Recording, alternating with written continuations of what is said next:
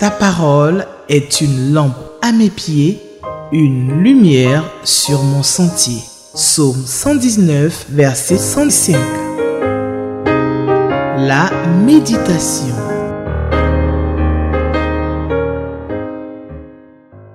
Bien-aimés, que la grâce et la paix de notre Dieu soient abondamment votre partage au nom de Jésus, notre Sauveur bien-aimé.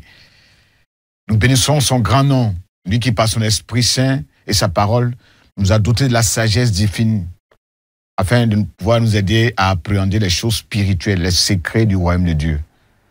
C'est la sagesse divine qui nous permet de vivre correctement dans ce monde avec prudence, avec discernement et modération.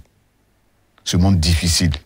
Ma prière pour toi, mon frère et ma soeur, 5 ans méditant ces 19 premiers versets de Job 40, Dieu te rende plus sage que tes ennemis, plus instruit que tes maîtres et plus intelligent que les vieillards. Les questions 1, 2 et 7 nous aideront, bien-aimés, à explorer nos textes. Nous prions avant de lire et avant de méditer la parole de Dieu. Nous te bénissons pour ton Esprit Saint qui nous accorde la sagesse pour explorer les choses spirituelles, pour les comprendre, pour les vivre.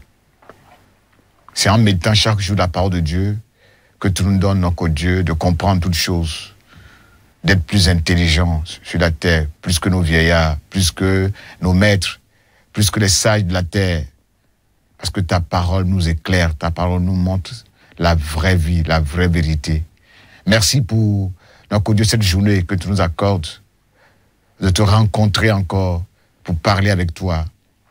Nous voulons que ta parole que nous allons méditer maintenant nous soit communiquée par le Saint-Esprit, nous soit expliquée par le Saint-Esprit.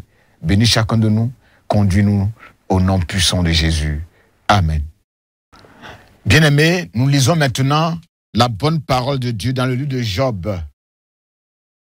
Alors du sein de la tempête, l'Éternel dit à Job, mets ta ceinture comme un brave, je vais te poser des questions et tu m'enseigneras. Veux-tu vraiment prétendre que je ne suis pas juste? Veux-tu me condamner pour garantir ton innocence? As-tu un bras tel que celui de Dieu? Ta voix peut-elle égaler mon tonnerre? Va te parer d'honneur et de grandeur et revêt-toi de splendeur et de gloire. Repends les flots de ton indignation et d'un regard courbe tous les hautains. Que ton regard les fasse plier, tous et les méchants. Écrase-les sur place dans la poussière. Va les enfouir ensemble, enferme-les dans la nuit du tombeau. Alors, moi-même, je te rendrai hommage, car ta victoire sera due à ta main. Regarde donc, voici l'hippopotame, je l'ai créé, tout aussi bien que toi, comme le bœuf, il se nourrit de l'herbe. Vois quelle force raidit dans sa croupe, quelle vigueur dans ses muscles des flancs. Il plie sa queue solide comme un cèdre, et les tendons sont tressés dans ses cuisses. Ses os ressemblent à des barreaux de bronze. Son ossature a des tasseaux de fer. C'est le chef-d'œuvre de Dieu, son Créateur, qui lui impose le respect par le glaive. Amen. Bien-aimés, de quoi ou de qui parlent ces versets? D'abord, de quoi parlent ces versets? Ces versets nous présentent les questions que Dieu pose à Job. Le Créateur pose des questions à Job. Dieu va l'interroger pour l'instruire. Ces questions sont la suite des critiques, des contestations de Job, son procès contre Dieu, ses justifications.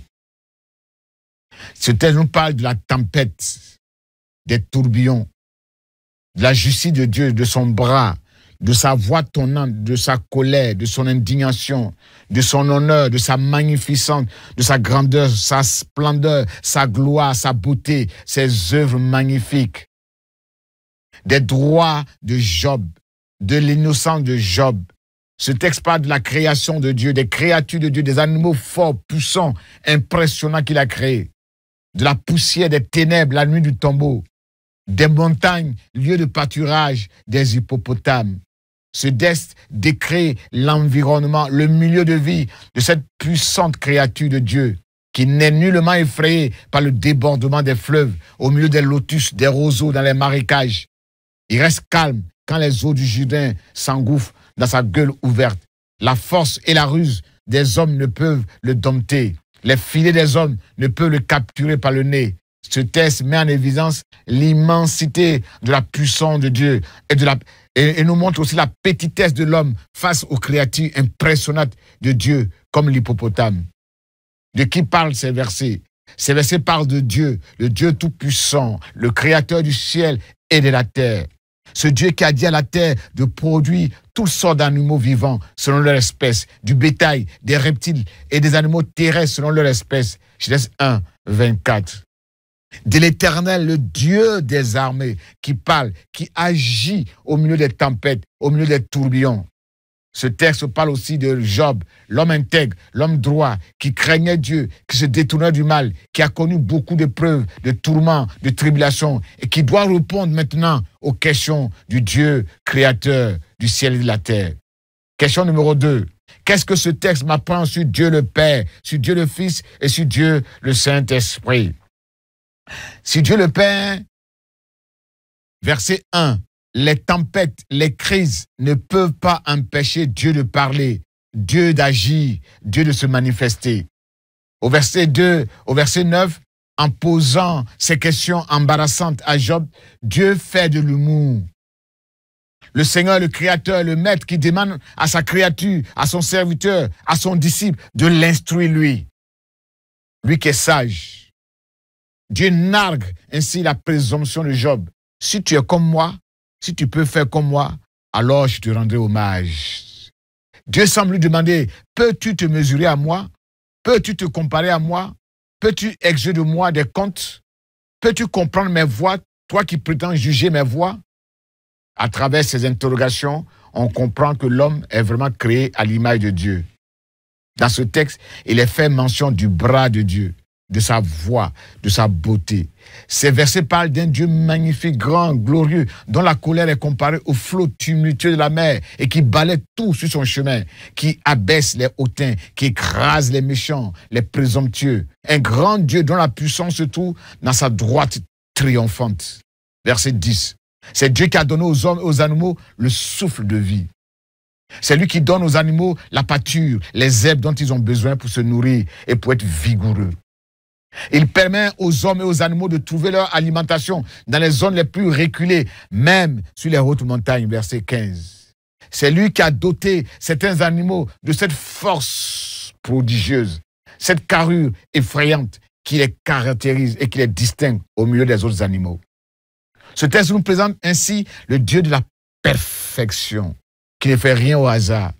Il a su placer dans le corps des hommes, des animaux, des hippopotames, les organes nécessaires pour fonctionner correctement. Les reins, les muscles, le ventre, la queue, les nerfs, les cuisses, les os, les membres, le nez, les dents. Chaque organe est placé à la bonne place pour une utilité.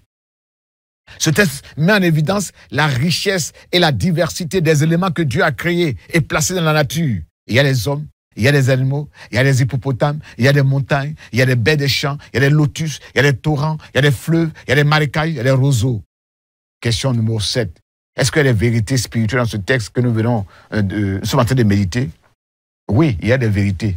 Verset 1. Dieu parle au milieu des tempêtes. Il marche dans la tempête, dans le tourbillon. Naoum 1, 3. Il arrête la tempête. Psaume 107, verset 29. Il utilise la tempête pour exercer son jugement sur les méchants. Poursuis-les de ta tempête. Fais-les trembler par ton ouragan. Psaume 83, verset 15. Jérémie 30, 23 à 24. Dieu arrête les tempêtes. Psaume 107, verset 29. Jésus menaça les vents. Il les a fait taire. Il ramène le calme. Marc 4, verset 39. Même si Dieu est silencieux, il reste toujours présent. Quand nous vivons des épreuves dans la tempête, il contrôle la situation. Dieu dit, c'est terrain comme un vaillant homme. Je vais t'interroger et tu vas m'instruire. Exode 20, verset 18 à 19. Les enfants d'Israël ils ont entendu les coups de tonnerre. Ils voient les éclairs et la montagne qui est enfumée. Ils tremblent. Ils restent loin et disent, Moïse, parle-nous toi-même. Nous t'écouterons. Nous ne voulons plus que Dieu nous parle directement, sinon nous allons mourir. En réalité, personne, bien-aimé, ne peut voir le visage glorieux de Dieu et vivre. Cela est impossible. Exode 33, verset 20. C'est pourquoi avant de se présenter devant ce grand Dieu glorieux et saint, il faut ceindre ses reins. Il faut bien attacher sa ceinture, comme on le dit. Il faut être vaillant. Il faut être courageux spirituellement. Il faut avoir les reins solides. Il s'agit en réalité de bien se préparer, de bien se sanctifier, de bien se parfumer avant de venir dans la présence de Dieu, pour l'écouter, pour recevoir ses instructions.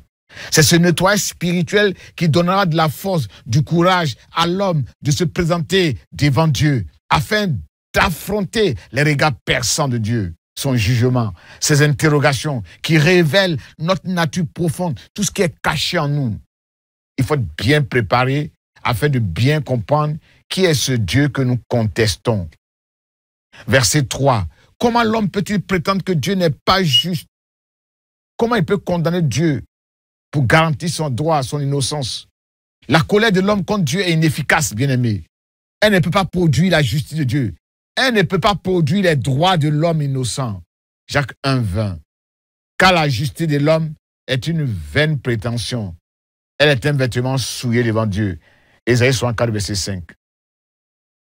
Job cherchait à se justifier par sa vie de piété, mais Dieu le remet à sa place et lui fait comprendre que sa piété n'est pas au-dessus de la souveraineté de Dieu, de sa grandeur. Lui qui fait ce qu'il veut. Certes, Dieu partage certains de ses attributs avec l'homme, la compassion, la vérité, la justice, mais l'homme n'a pas tous les attributs de Dieu. La souveraineté de Dieu, l'omniscient de Dieu, l'éternité de Dieu, l'omniprésent de Dieu, l'omnipotent de Dieu, l'immutabilité de Dieu. Tout cela, ça appartient exclusivement à Dieu. L'homme ne peut pas se mesurer à la grandeur et à la puissance de Dieu. Devant cette grandeur de Dieu, représentée par cette bête impressionnante qu'est l'hippopotame, l'homme ne peut que s'incliner devant Dieu, s'humilier devant son Créateur et l'adorer avec respect et reconnaître son insignifiance, sa petitesse. Comme Ésaïe, quand on voit la gloire de Dieu, on s'humilie. Verset 6. Ne provoquons pas Dieu en exigeant de lui des explications. Car si sa colère se libère, elle détruit comme les flots d'une eau déchaînée. Verset 10 à 19. La description de l'hippopotame, ce gros mammifère massif, pesant au moins 2 tonnes, permet de mettre en évidence l'ignorance de l'homme, de Job. Cet animal fort, vigoureux, puissant, qui vit dans les rivières, ne mange que des herbes. Quel contraste!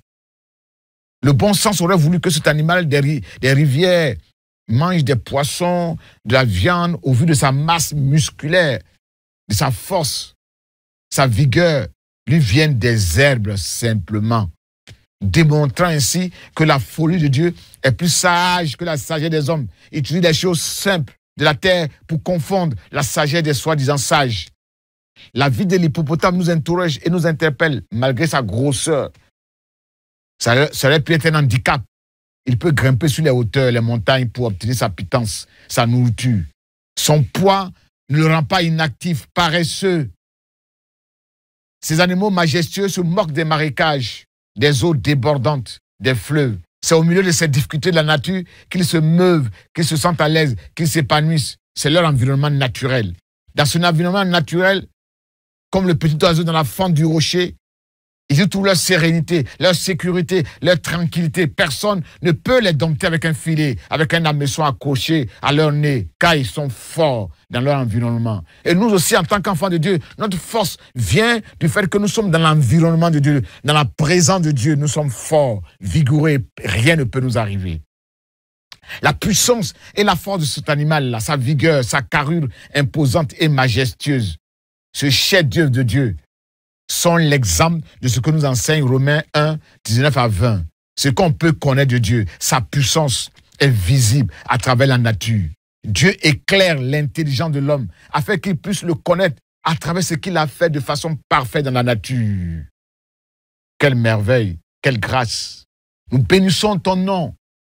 Parce que quand nous regardons la nature, ces animaux immenses, ces montagnes, ces mers, Tu nous as créés, tu nous as placés au milieu de ces choses impressionnantes et tu nous as donné la force de les dominer. Quelle grâce! C'est pour cela que notre Dieu, devant cette immensité, donne-nous simplement d'être humbles, de reconnaître que nous ne sommes rien et que notre capacité vient de toi. C'est toi qui nous donnes de dominer ces animaux. Dans le moment de douleur, de souffrance, de tempête, donne-nous de ne pas craindre. Parce que toi, tu es dans la tempête, tu parles dans la tempête, tu agis dans la tempête. Et tu contrôles la tempête, parce que c'est toi qui as créé la tempête. Donne-nous, notre Dieu, de ne pas te défier, de ne pas te forcer à faire certaines choses. Parce que tu es souverain, tu fais ce que tu veux. Donne de nous soumettre à toi. Donne de nous soumettre à toi et chaque jour de reconnaître que tu es un Dieu parfait et que tu fais toutes choses bonnes en son temps.